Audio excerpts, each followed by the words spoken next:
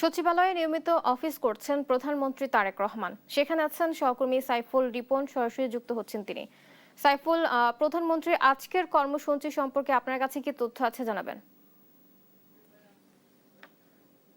সকাল 9:20 নাগাদ মন্ত্রী পরিষদ বিভাগের যে কার্যালয় রয়েছে প্রধানমন্ত্রীর, সেই কার্যালয়ে প্রবেশ করেছেন সরকার প্রধান এবং সকাল থেকেই তিনি কর্মব্যস্ত দিনের শুরু করেছেন এবং 10টা নাগাদ বৈদেশিক কর্মসংস্থান মন্ত্রণালয়ের মন্ত্রী, প্রতিমন্ত্রী সহ উপদেষ্টাদের সাথে বৈঠক করছেন তিনি এবং এরপরে 11টা থেকে স্টার সানডে উপলক্ষে যে বিভিন্ন চার্চের নেতারা রয়েছেন তাদের সাথে বৈঠক করবেন প্রধানমন্ত্রী তারেক রহমান এবং তাদের সাথে শুভেচ্ছা বিনিময় করবেন এবং ইতিমধ্যেই সেই বৈঠককে কেন্দ্র করে কিন্তু 23 সদস্যের একটি প্রতিনিধি দল প্রধানমন্ত্রী কার্যালয়ে প্রবেশ করেছেন এবং বেলা 12টা নাগাদ মার্কিন রাষ্ট্রদূতের সাথে আনুষ্ঠানিকভাবে বৈঠকে অংশগ্রহণ করবেন প্রধানমন্ত্রী তারেক রহমান এবং এর পরবর্তীতে অর্থ মন্ত্রণালয়ের অর্থ সভার আছে,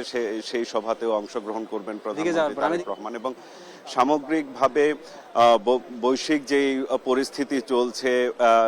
ইরান, ইসরায়েল এবং যুক্তরাষ্ট্রের যুদ্ধের কারণে যেই বৈশ্বিক প্রভাব পড়েছে এবং তার প্রভাব কিন্তু বাংলাদেশেও পড়েছে, বিশেষ করে জ্বালানি খাতে এবং জ্বালানি খরচের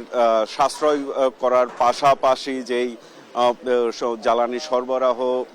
নিশ্চিত করার পাশাপাশি যে বিভিন্ন অর্থনৈতিক বিষয়গুলো আছে,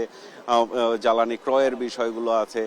সেই বিষয়গুলো নিয়ে কিন্তু বিভিন্ন মন্ত্রণালয়কে যেমন গুরুত্বপূর্ণ দিক নির্দেশনা দিচ্ছেন, তেমনি বাংলাদেশে অবস্থিত যে বিভিন্ন দূতাবাসগুলো রয়েছে কিংবা হাই কমিশনগুলো রয়েছে তাদের কাছ থেকেও কিন্তু, তাদের সাথেও কিন্তু এই জ্বালানির বিষয়ে সহায়তা কিন্তু সরকারের পক্ষ থেকে চাওয়া হচ্ছে এবং ইতিমধ্যে আমরা গতকাল জানতে পেরেছি যে অর্থমন্ত্রী আমির খসরু মাহমুদ চৌধুরী যেটি জানিয়েছেন, জ্বালানির সংকট মোকাবিলায় কিন্তু বিভিন্ন আন্তর্জাতিক সংস্থা থেকে ইতিবাচক সাড়াও পাওয়া গেছে এবং তারই ধারাবাহিকতায় আজকে মার্কিন রাষ্ট্রদূতের সাথে অনুষ্ঠিতব্য যে বৈঠক, সেই বৈঠকেও হয়তো সেই জ্বালানি সংকট নিয়ে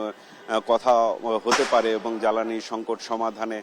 তাদের সহায়তা চাওয়া হতে পারে এবং এর পাশাপাশি আজকে অর্থ মন্ত্রণালয়ের মন্ত্রীর সাথে যে বৈঠক রয়েছে সেখানে জাতীয় বেতন স্কেল নিয়েও আলোচনা হতে পারে বলে আমরা জানতে পেরেছি এবং বৈঠকগুলো শেষ হলে আসলে আনুষ্ঠানিকভাবে কোনো যদি ব্রিফ করা হয়, সেই ব্রিফের মাধ্যমে আমরা নতুন যে তথ্য পাওয়া যায় সেগুলো আসলে আমরা পরবর্তীতে আপনার মাধ্যমে দর্শকদের জানানোর চেষ্টা করব। বুবলি।